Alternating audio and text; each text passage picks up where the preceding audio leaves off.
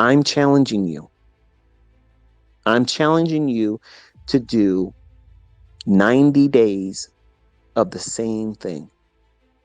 One contract, one mini with a demo. Looking for it with the model idea that I just gave you here. It's stripped down, folks. There's nothing that you can deduct from it anymore. It's simple. It's the simplest as there is. There's nothing else simpler than that.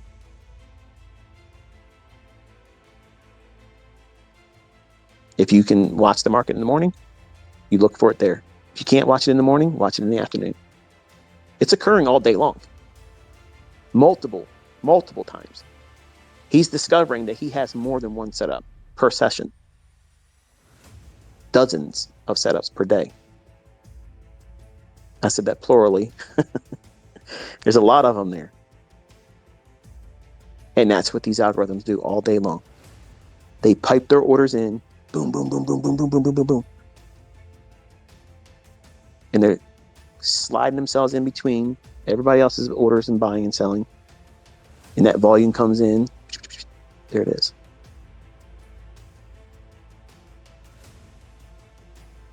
Every single one of you, if you do this, number one, you're going to build a lot of understanding about who you are. You're going to discover that you're not as patient as you thought you were. You're not going to be surprised when you see how hard it is to stick to this one idea. It's very hard. But you will not be able to stick to anything else, risking more money when that emotional stimuli and courage is diminished when you take a loss when you're trading with the largest leverage. You feel bad. You feel regret, remorseful, but not so much that you keep from doing it again, because you'll do it again. This teaches you to fall in love with the process and fall in love with you as the person who you're encouraging and grooming to be the best version of. You're reducing all of the negative stimuli down to the bare minimum of what you have to concern yourself with. One stop loss. It's 12 handles. That's it. 12 handles. If it's moving 12 handles, you're absolutely wrong. And you want to be out. And once you do and you get stopped out, you stop. Next day, it's a reset. Start all over again. Not reset your account. Reset your mindset about, okay, I'm going in looking for setup. And you're using the draw on liquidity as the basis for where the market should be reaching for. And over time, and for the folks that feel like they can just go right in there and try to do the draw on liquidity and just use this model as the entry for the draw, you're cheating yourself.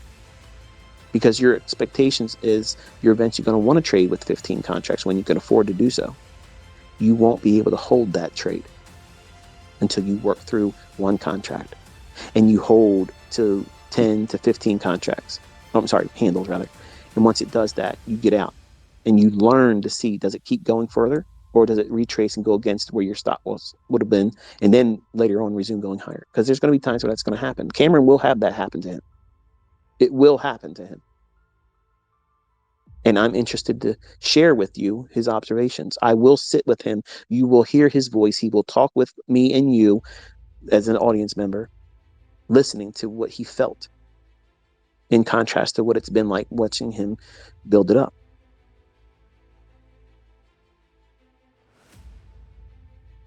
But don't cheat yourself. Don't cheat yourself the opportunity to grow, trusting how to hold on to a trade. This is exactly the perfect learning environment. How to teach yourself discipline, patience, how to follow a model and a process, adhering to it.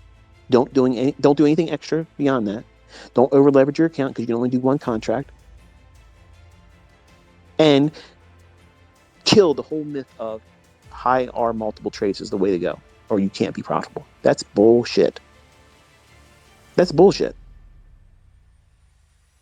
Every high frequency trading algorithm has no fucking concern for R multiples because they're going in there and they're taking bites. They're taking bites of it. They're not out there fucking trying to take the whole day down.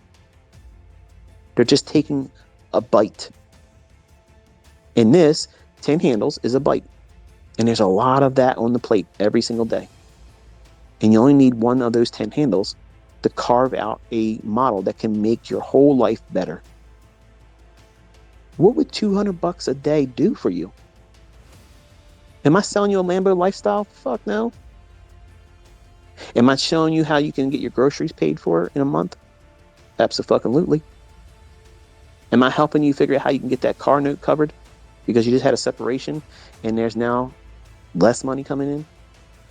You went from a 2-income household now to 1. And what you were feeling confident that together you guys could do it. But now they said they don't want to be with you anymore. And you have fear and anxiety and depression kicking in. How am I going to do it? I got somebody I got to take care of. This is one way you can do that. This is one way you can feel empowered and feel confident that through this, the Lord can increase you.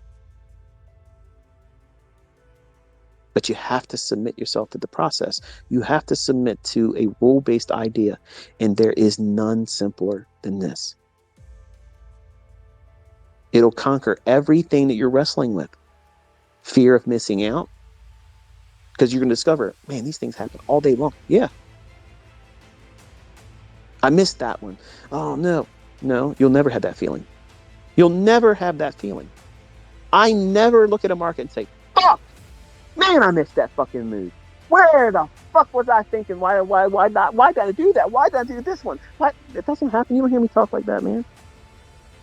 You don't hear me say none of that shit.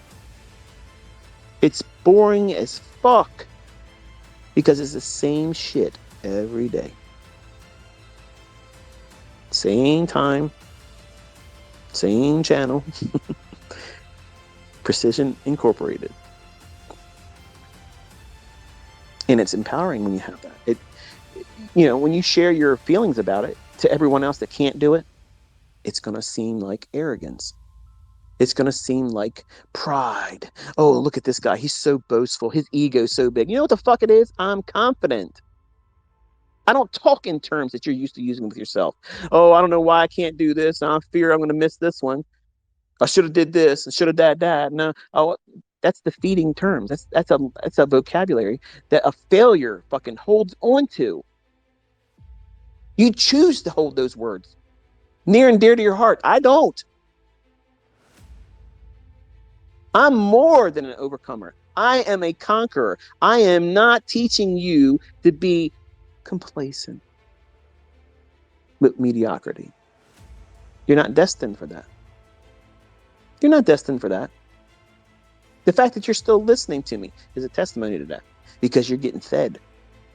You can feel it. You're getting sustenance from it. You're being reminded that you are not what you've been telling yourself you are as a failure. You're not a failure. You're in progress. You are a work in progress. They needed to put a construction sign out in front of your house. Under construction. Because your shit's about to change. Everything's about to change. Your perspective has to be the first thing that does change. Because until you can see it, until you cast forth a vision, write it down, make it plain, make it clear, and pursue it and overtake it. That's what you have to do. You have to have these humble beginnings. You have to plan it out. That way you have a reason to do or not do something and not be reactive. And over time, you will discover you are disciplined. You are patient. You will wait for your setup. You will not predict your setup. You're anticipating it, and when it's laid before you, you enter it. Your stop is absolutely entered, and you're not fearful that it gets hit. Over 90 days, you'll look back. How many times did you get stopped out? How many times did you lose? What was your net profit? How many times did you have winners? When did the winners really work?